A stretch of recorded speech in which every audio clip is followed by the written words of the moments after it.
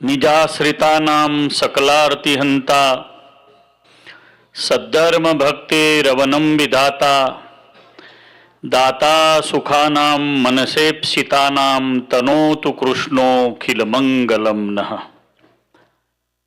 ભવસંભવ ભીતિભેદનમ સુખ સંપત કરુણાનિકેતનમ વ્રતદાન તપઃ ક્રિયાફલમ સહજાનંદ ગુરુમ ભજે સદા. બોલો સ્વામિનારાયણ ભગવાનની, શ્રી લક્ષ્મીનારાયણ દેવની, શ્રી રાધા કૃષ્ણ દેવની જય. શ્રી વડતાલ ધામ કી.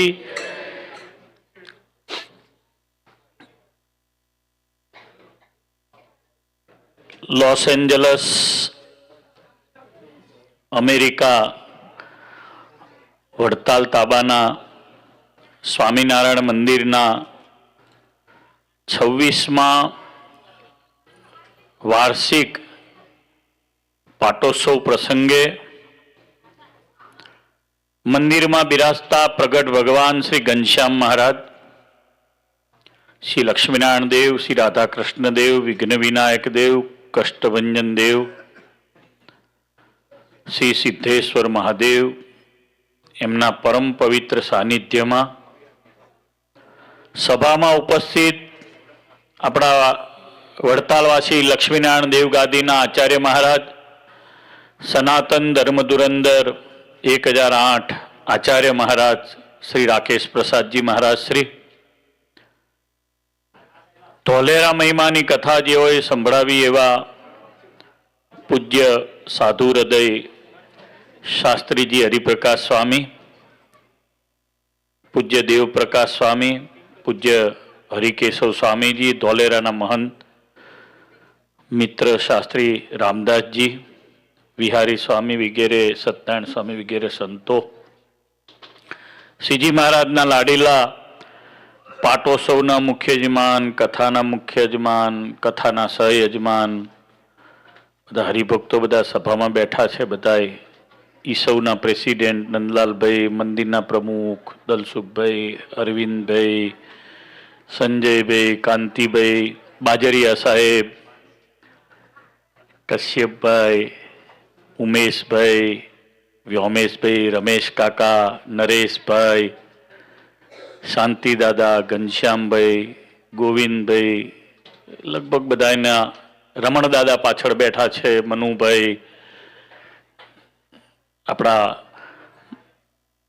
ટ્રેઝરર અમીન સાહેબ, સૌ હરિભક્તો, પૂજ્ય માતુશ્રી પધાર્યા છે, સંખ્યોગી બહેનો છે, સૌ શ્રીજી મહારાજના લાડીલા બહેનો, ભગવાનના સૌ ભક્તો, સૌને ભાવથી જય સ્વામિનારાયણ.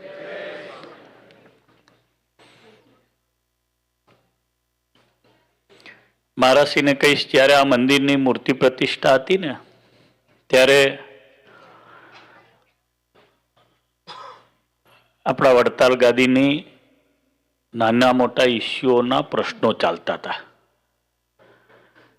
એટલે મેં અમદાવાદ ગાદી પર તે દિવસે તેજેન્દ્ર પ્રસાદજી મહારાજ બિરાજમાન હતા. મહારાજશ્રીને મેં વાત કરી કે મહારાજશ્રી, વડતાલનું મંદિર થાય છે, મંદિરની મૂર્તિઓ તૈયાર થઈ ગઈ છે. મૂર્તિઓ તૈયાર કરવા રમણદાદા જયપુર ગયેલા અને આપણા ઘનશ્યામ સ્વામી સારંગપુર વાળા છે ને એમની જોડે ગયેલા, અને સૂર્યપ્રકાશ સ્વામીના ગુરુ, અને મૂર્તિ પ્રતિષ્ઠા નહીં કરવા આવું એવું જૂના મહારાજ ના પાડતા હતા. હરિભક્તો બધા મૂંઝાયેલા હતા. પણ અહીંયા જે ઘનશ્યામ મહારાજ બિરાજે છે ને લક્ષ્મીનારાયણ દેવ બિરાજે છે ને, એમને પહેલી વહેલી આરતી એ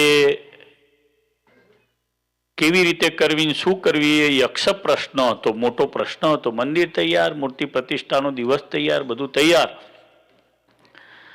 હરિભક્તો મૂંઝાયા. મને કહ્યું, મેં અમદાવાદના આચાર્ય મહારાજ તરીકે તેજેન્દ્ર પ્રસાદજી મહારાજને વિનંતી કરી, અને આ મંદિર ક્યારેય એમનો ઉપકાર નહીં ભૂલી શકે.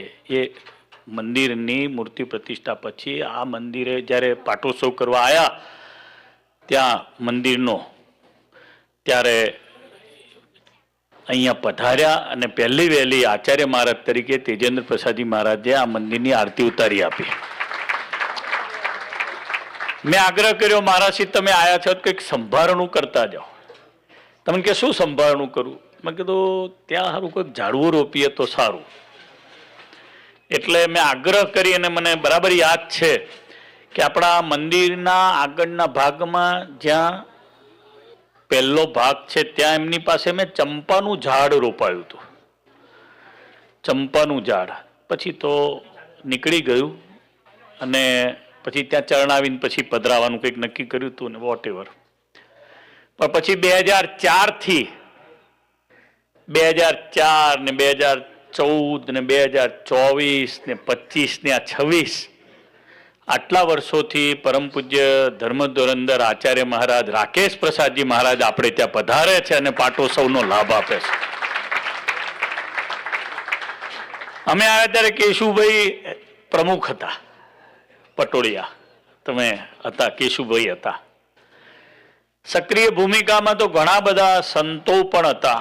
તે દિવસે ગોપાળચંદ શાસ્ત્રી હતા, ભક્તિ પ્રકાશ શાસ્ત્રી હતા, આપણા વડતાલના બધા સંતોએ, હરિચરણ સ્વામી હતા, બધાએ નાના મોટાએ ખૂબ બધાએ ભોગ આપ્યો. આ મંદિર છે ને લક્ષ્મીનારાયણ દેવનું છે બેઝિકલી. અહીંયા જે બધા આપણે બધા બેઠા છીએ ને એ બધાનો ફેથ, આપણા બધાનો વિશ્વાસ સ્વામિનારાયણ ભગવાને કહેલી કોઈ વ્યક્તિગત સંસ્થામાં નથી. ઇન્ડિવિજ્યુઅલ કોઈ હું વ્યક્તિગત માનો કે મારો કોઈની સાથે લાગણીથી સંબંધ જોડાયેલો હોય, ઇટ્સ અ ડિફરન્ટ થિંગ. પણ તમે ને હું જે અહીંયા બેઠા છીએ કે અત્યારે જે ભાવથી આપણે બધા આયા છીએ, આ લક્ષ્મીનારાયણ દેવની ગાદીનું મંદિર છે એટલે આપણે બધા આયા છીએ. અને આ ગાદીનું મંદિર છે, નાનું છે કે મોટું છે એ ઇમ્પોર્ટન્ટ નથી. અહીંયા ભગવાન ઇમ્પોર્ટન્ટ છે. ભગવાનની આજ્ઞા પ્રમાણે થયેલું કાર્ય ઇમ્પોર્ટન્ટ છે. ભગવાને શું આપણને આજ્ઞા કરી? છોકરાઓ માટે પિઝા બનાવજો, છોકરાઓને આકર્ષણ કરજો, પાસ્તા બનાવજો, છોકરા માટે લપસણીઓ મૂકજો મંદિરમાં, એવી આજ્ઞા કરી? ના. આચાર્યણેવ દત્તમ્ય ધ્યચ્યતેન પ્રતિષ્ઠિતમ કૃષ્ણ સ્વરૂપમ તત્સેવમ વંદેમેવ તરતુયત. એક રીત બાંધી, સંપ્રદાય હોય ને એની રીત હોય. આ દેશમાં જેને રહેવું હોય એને પ્રેસિડેન્ટ જે રૂલ્સ કરશે, પ્રેસિડેન્ટના રૂલ્સ તો ભૌતિક છે, પણ પ્રેસિડેન્ટનો રૂલ્સ હશે. તમારે રહેવું છે તો યુ મસ્ટ પે, આટલો ટેક્સ તો આપવો જ પડશે. અમે અહીંથી જઈશું તો પૂછશે કે તમારી પાસે ડોલર છે? આપણે કહીશું ના, તો કે ના મારે ચેક કરવું છે. થેલી ચેક કરશે, તમને એક બાજુ લઈ જશે, કાઉન્ટરમાં લઈ જશે, બેહાડ દેશે, તમારા બેગ અંદર મૂક્યા હશે પાતા ઉતરાવશે, ચેક કરશે, બીકોઝ લો. હવે તમારે જીવવું છે, અમેરિકા આવવું છે, ડોલર મેળવવો છે તો લો ફોલો કરવાનો છે. એમ આ સંપ્રદાય આપણે જોઈન્ટ કર્યો છે. એ કોઈ લાયન્સ ક્લબ તો જોઈન્ટ નથી કરી, કોઈ રોટરી ક્લબ તો જોઈન્ટ નથી કરી. એનો લો છે, એની શિક્ષાપત્રી છે. સાધુએ કેમ રહેવાનું છે, હરિભગતે કેમ રહેવાનું છે, કલ્યાણની આશાએ આપણે અહીં આવવાનું છે. કલ્યાણ શું? એમાંય પાછો વક્કલ છે કલ્યાણમાં. તો અમારું કલ્યાણ થઈ ગયું એમ નહીં થવાનું. કહ્યું કલ્યાણમાં વક્કલ છે. હરિચરિત્રામૃત સાગરમાં સ્વામી વારે વારે એવું કહે છે, આધારાનંદજી, કે કોઈનું 1-2% ઉર્ધ્વ ગતિનો પણ એનું કંઈક માપ છે. અક્ષર સુધી જવા માટે ટોટલ બધાથી એને મુક્ત થવાનું છે. અમારે ચેલામાંથી બંધન તોડવાનું છે, આશ્રમમાંથી બંધન તોડવાનું છે, આસનમાંથી બંધન તોડવાનું છે. છુપા છવાયા ભેટ આલ્યા હોય, કોકે પૈસા ને કોકને આપી દીધા હોય, એમાં મન રાખ્યું હોય તો એમાંથી મુક્ત થવાનું છે. તમારે બેંકોમાં ફિક્સો મૂકી હોય એમાંથી મુક્ત થવાનું છે. બૈરામાં મન હોય એમાંથી મુક્ત થવાનું છે. અમારે ચેલામાં મન હોય એમાંથી મુક્ત થવાનું છે.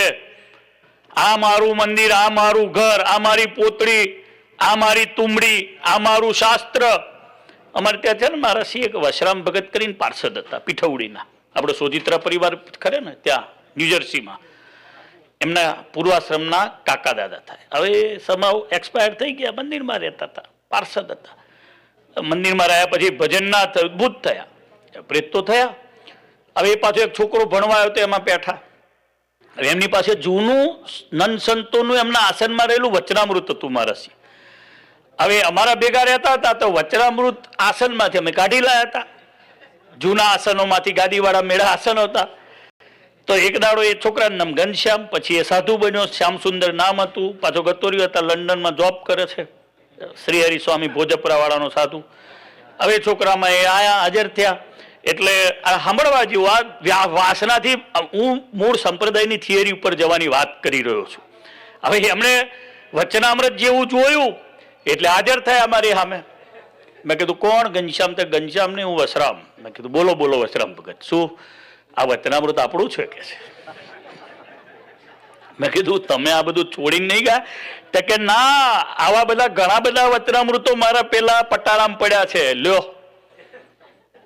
બ્રહ્માનંદ સ્વામીએ પ્રશ્ન પૂછ્યો, એ મહારાજ, વાસનાનું શું રૂપ છે? પ્રથમનું 11મું, પૂર્વે જે વિષય ભોગવ્યા હોય ને દીઠા હોય અને અંતઃકરણને વિશે ઈચ્છા વર્તે એને વાસના કહીએ.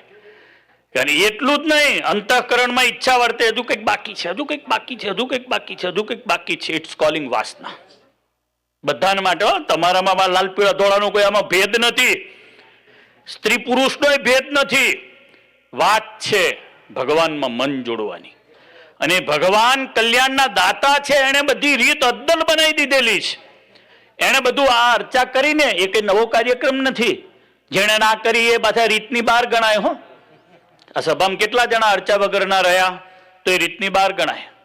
એને કરવી પડે, સભાનો રીત છોડાય નહીં.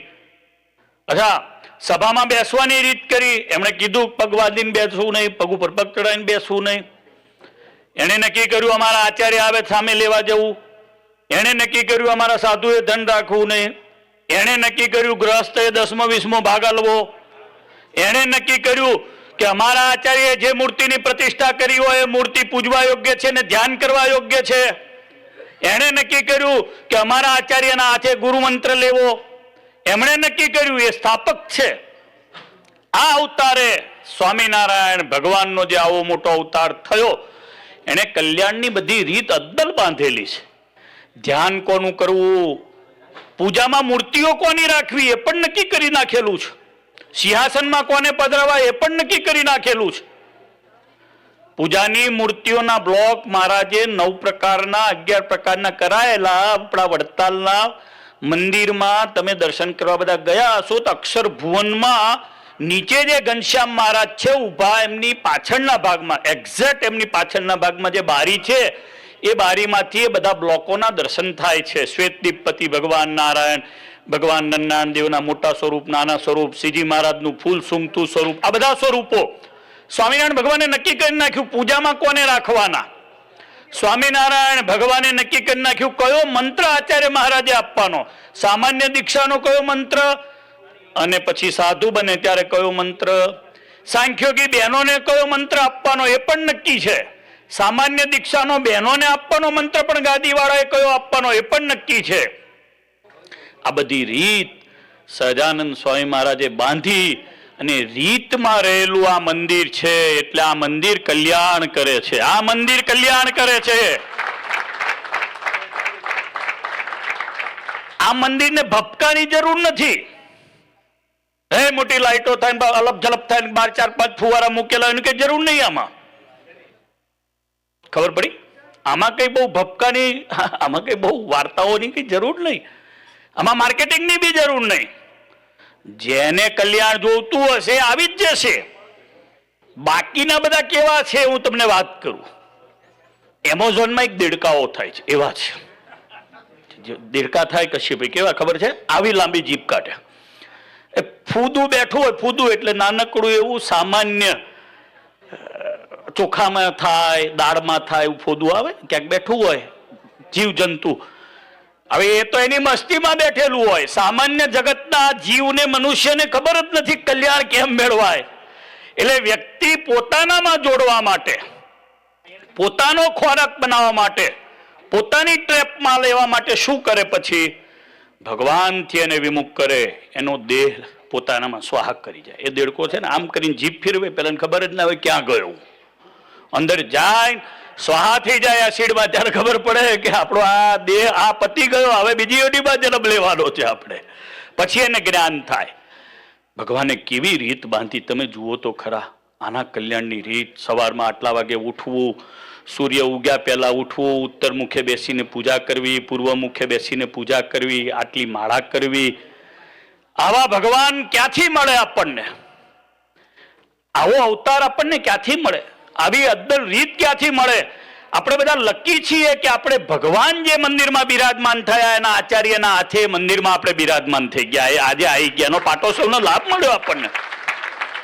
મેં તો બહુ ભાવથી લક્ષ્મીજીના, નારાયણના, ભગવાન ઘનશ્યામ મહારાજના ચરણને જ્યારથી નીકળ્યો ત્યાંથી અભિષેક કરીને પગે લાગ્યો કે અમે ધન્ય થઈ ગયા. વાહ! આ રીત સ્વામિનારાયણ ભગવાનની છે. ભક્તો, એ સ્વામિનારાયણ ભગવાને મોટા મોટા મંદિરો બાંધ્યા, એ કલ્યાણ કરવા માટે બાંધ્યા. વડતાલનું બાંધ્યું, અમદાવાદનું બાંધ્યું, ધોલેરાનું બાંધ્યું, જુનાગઢનું બાંધ્યું. આપણે બીજે બધે કરીએ ને બધું દાન ગણાય, ભગવાનને આપીએ ને આપણો શુદ્ધ પવિત્ર ધર્માદો ગણાય. એટલે એ ચોક્કસ અત્યારે મદન મોહનજી મહારાજનો મોટો ઉત્સવ આવે છે, એમાં બધા આપજો, દિલથી આપજો, સેવા કરજો. મહારાજની સેવા કરવા માટે અહીંયાથી આમ તો બધા કમિટી અને બધાએ ભેગા થઈને સારી સેવા કરવી એવું નક્કી કર્યું છે. પણ બીજા બધું જે થશે આપણા મંદિર હસ્તક જ કરવાનું છે, અહીંયાથી જ જશે. ઇન્ડિયામાં જેનાથી સગવડતા હોય ઇન્ડિયાથી આપે, અહીંયાથી જેની સગવડતા હોય અહીંથી ડાયરેક્ટ પણ આ મંદિર હસ્તક થવાનું. એટલે આપણું જે કેલિફોર્નિયા ડાઉની સ્વામિનારાયણ મંદિર છે એના સત્સંગ સમાજ હસ્તક 1 2 3 4 5 6 7 આ બધા નામો એમાં જે કંઈ વિભાગમાં આવતા હશે કોઠારી સ્વામી કહેશે. પણ અત્યારે મને હમણાં 2-5 મિનિટ પહેલાં જ હું અંદર બેઠો હતો ત્યારે વ્યોમેશભાઈ મળ્યા. મહારાજશ્રીને કહીશ કે બાપજી એમને પ્રોસ્ટેજનો પ્રોબ્લેમ થયો હતો અને એમને ખૂબ સર્જરીનું બધું થયું છે. એટલે ગઈકાલે મેં મહારાજશ્રીને વાત કરી હતી. વ્યોમેશભાઈને વાત કરી કે સેવા કરો, મૂળ દેવની સેવા છે, કરજો. તો કે તમે આજ્ઞા કરો એ સ્વામી કરું. એટલે જાહેરાત કરું છું, બીજા બધાની જાહેરાત સ્વામીની જે લખાયા છે બધા કરશે. રમેશભાઈ છે, બીજા બધા જે કંઈ નાના મોટા હરિભક્તોને કહીશ કોઈ બાકી ના રહેતા. કોઈ $300, કોઈ $200, કોઈ $1000, કોઈ $5000, કોઈ $10000, કોઈ $11000, કોઈ $15000, છેવટે $100. પણ ધોલેરા મંદિરની આ સેવામાં કોઈ રહી ના જતા, બાકી ના રહેતા. ભાઈઓ બહેનો બધા જ ખૂબ સારી રીતે મદન મોહનજી મહારાજની સેવા કરજો. ડિસેમ્બરમાં 23 તારીખથી ઉત્સવ શરૂ થશે. 23, 24, 25, 26, 27, 28 અને 29. 31 તારીખ સુધી એટલે પહેલે દિવસે શોભાયાત્રા હશે ને પછી કથા થશે ભગવાનની. તો બધા એનો લાભ લેવો. ના આવી શકો ઇન્ડિયામાં આવો અને આયોજનપૂર્વક જો વ્યવસ્થિત બધું હશે છે જ બધું તો કોઠારી સ્વામી ઉતારાની વ્યવસ્થા બાકી ત્રીજું અહીંનું જે આવવાના એનું પહેલેથી તમે એડવાન્સ કરજો. અત્યારે તો હું બોલું છું એટલે બધા મને પૂછશે સ્વામી ઉતારાનું શું? અમારે એવું થતું હતું વડતાલના ઉત્સવમાં. એટલે આ કોઠારીનો નંબર જાહેર કરો. કયો નંબર છે ભાઈ? બોલો તો. 98 255 40 417 ખાલી કહું છું આ તો. એટલે કોઠારી સ્વામીએ બધી વ્યવસ્થા, બધી કમિટી, બધું આયોજન સરસ છે. બધાના ઉતારા થશે. ધોલેરા સ્માર્ટ સિટી બની રહ્યું છે નવેસરથી. અત્યારે ન્યૂ ડેવલપમેન્ટ છે. વિઝન છે 2047માં મોદી સાહેબનું કે ભારતનું સૌથી સ્માર્ટ સિટી કોઈ હોય તો એ ધોલેરા હશે. એટલે મદન મોહનજી મહારાજનો હવે ફરી અગેન એક જમાનો આવી રહ્યો છે. આપણા રાજા મહારાજા ધીરાજ ત્યાં મુખ્ય હશે. 10 લાખ લોકો નવી વસ્તી ત્યાં વસવાની છે. 10 લાખ લોકોની. એવું હમણાં જ નવી એક સેમિકન્ડક્ટર બહુ સારી મોટી પેલી કંપનીનું ઉદ્ઘાટન પણ કર્યું. આવ્યા હતા ત્યાં અને બહુ સારી બધી કંપની નવી આવી રહી છે. ધોલેરા છે ને એક જમાનામાં આપણું મુખ્ય હતું. ત્યાં 40,000 વીઘાથી આપણી મોટી જમીનો હતી. અત્યારે હશે આપણે 1000 વીઘા જેવી તો હશે. 801 વીઘા જેવી જમીન છે. ગામડાઓમાં જુદી હશે, મોરસિયા અને બાકી બધી ગામડામાં બધે હશે. એટલે આપણું સૌથી મોટું, આપણે સૌથી મોટા ખેડૂત મદન મોહનજી મહારાજ છે. ભગવાનનો ઉત્સવ છે. ભગવાનના ઉત્સવમાં સેવા કરે રાજી થાય, મંદિરની સેવા કરે રાજી થાય. મારાથી કંઈ વધારે બોલાવ્યું હોય તો દેવનો સાધુ છું ને, લક્ષ્મીનારાયણ દેવની ગાદીને આપણે વફાદાર રહીને બધાએ કામ કરવાનું છે. એટલે ક્ષમ્ય ગણશો. ભગવાનને પ્રાર્થના કરું કે આપણા બધાના જીવમાં ભગવાને પધરાવેલા જે દેવો છે ફિટ થાય. વ્યોમેશભાઈની સેવા અત્યારે પહેલી જાહેર કરું છું, બીજા સંતો જાહેર કરશે. 11,11,111 વ્યોમેશભાઈ અત્યારે હું જાહેર કરું છું. મારાસી પાસે આવીને પ્રસાદીનો હાર સ્વીકારજો. મારી રીતે મને કે તમે જે તમારી રીતે જાહેર કરજો, એટલે મારી રીતે કરી છે. બાકી બધા પછી જે નક્કી થશે. બોલો સ્વામિનારાયણ ભગવાનની, મદન મોહનજી મહારાજ, લક્ષ્મીનારાયણ દેવ.